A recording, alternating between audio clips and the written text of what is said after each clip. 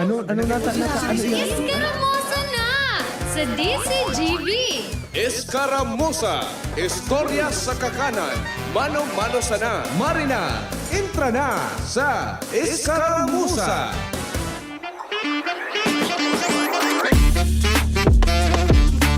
Tigiling ko Kuya John sa page ta kung naka-live na kita. Sabi na, nadakop Kuya John sa agab ko. Ika talaga, nag-i-intro ka pa sana, tigoon mo na no, go live mo na ang sa tuyang page.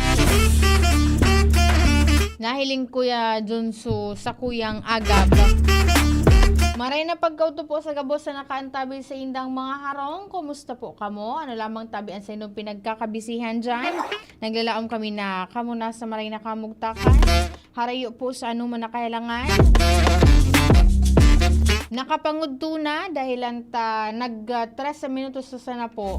Alauna na nina pagkahapon. Kaso hapon, ginibo itong inaugural session. Makaskas na sana dahilan ta planchado na konsisi ng mga konsihal. Digdi po sa satuyang syudad and makapot kan mga komitiba. And saro sa mga naging bisita duman sa inaugural session kang 17th sangguni ang panglungsod kan Legazpi. Iyo po tabi si BFP Bicol Regional Director Fire Senior Superintendent Achilles Santiago. Bako kuman Kuya John area sa BFP. Kaya nahiling ko itong post kan BFP Central Office na pinag-share man kan BFP Bicol. Sabi ko, ang spokesperson kan BFP gari na sa Tabaco area, si Sir Netanyahu ra. Bako kuman po niya ko area. So BFP niya dyan sa may Old Albay bako kuman area. Kaya kaso hapon ko ako sa tsansa na niya duman si RD. At the same time, di man siya masyadong busy kaso hapon kaya nakisuyo ako na kung pwede makuhaan ko siya ki-information. Manungod po duman sa ginibo nilang entrapment operation kan nakalihis na aldaw.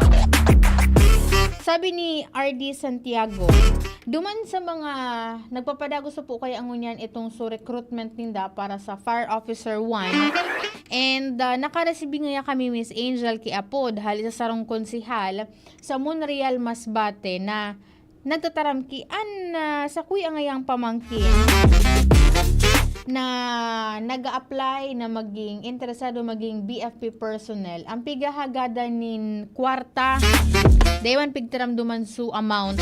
Ang pamidbid, ang modus, ang sistema, iyo itong halimbawa, itong persona, itong suspect, babae pati Kuya June, nagahagad, nagtataramki ako ngaya, may connection ngaya ako duman ngaya sa laog, may kamidbid ngaya ako sa laog kan BFP Bicol, tawanan mo ngaya ako certain amount and sure na ngaya na makakakuha ka nin slot dyan sa nagpapadagos na recruitment.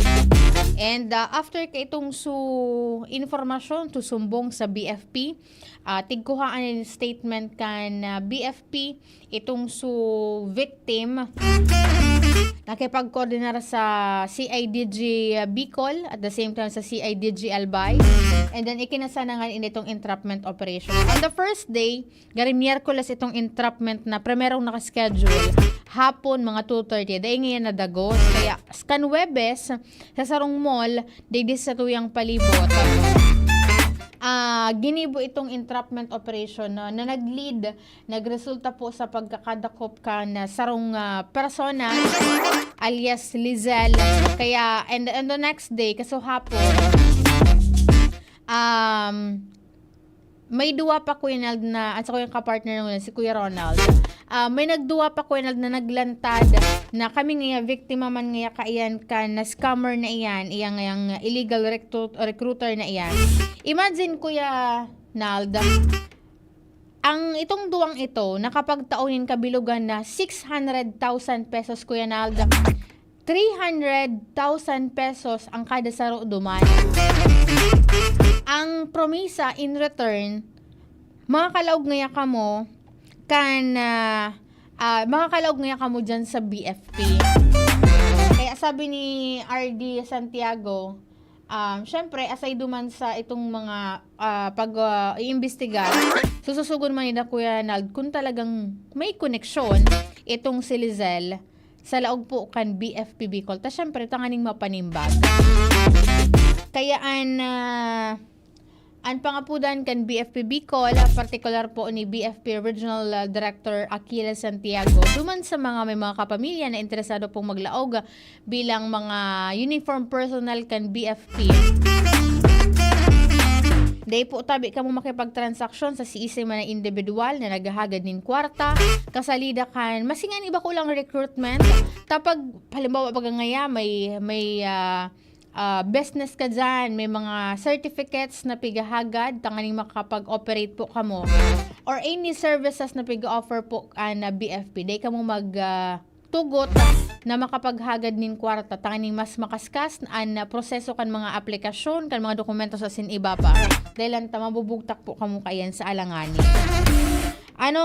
Sir John, maray na pagkautos sa kuyang amiga, ang pinaka-sexing amiga ko dyan sa Department of Environment and Natural Resources, Regional Office Number 5. Ang pinaka-sexy, ang pinaka-fresh.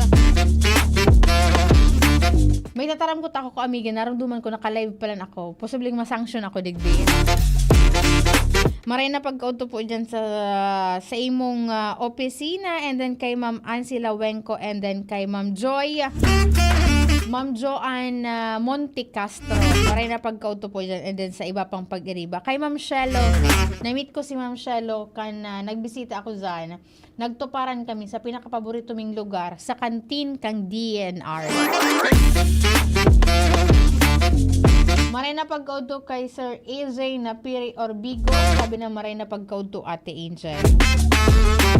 Kaya maski bako lang sa BFP, kung may mga transaction po kamo dyan, day na kamo mag-agi duman sa mga nagpopromisa ki mga makaskas na proseso, mag-agi po kamo sa tamang process, tanganing masiguro na sa inyong mga transaksyon ang mga legit, and day man kamo mabiktima kaining mga recruiter, at the same time mga scammers. Ang sarap pa dyan ko sa mga nagiging victim, itong sa mga nagpa-process kang So sa BIR, nagakuha po bagayan kinumber dyan para sa indong tax. Saro pa yan, may mga tarangro po kayan sa paagikan social media. Tapos pagdai mo verify, day man palang totoo itong number duman. Kaya dapat makipagtransaksyon ka mo dyan lang po sa mga lehitimong opisina. And masiguro po na legit ang sa inyong mga transaction, and day man ka mo magastosan. Di man ka mo makapagbuwi ni na dakulang kantidad, di man dapat na buwian kung makapagtaw sa siisay man po na mga persona po dyan. Kung may mga doubt, may mga pagka-disgana, ano ba ang doubt sa Bicol?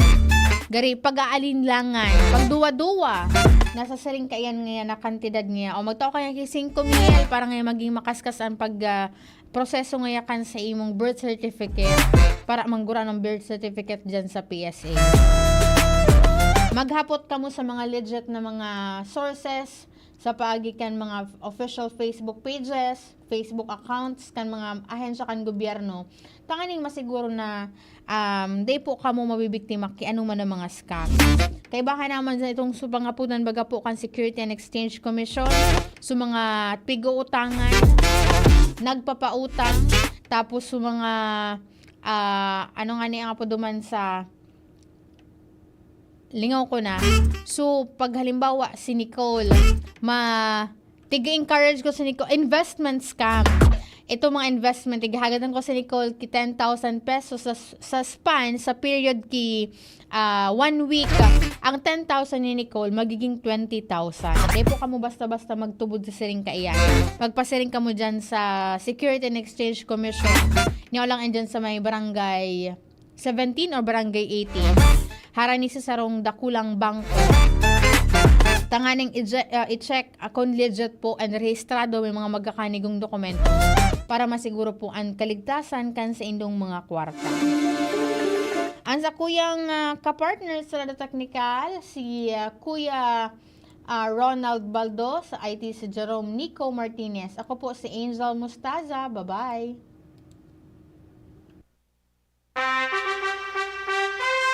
Attention! Attention! Mga paraantabay, may marhay na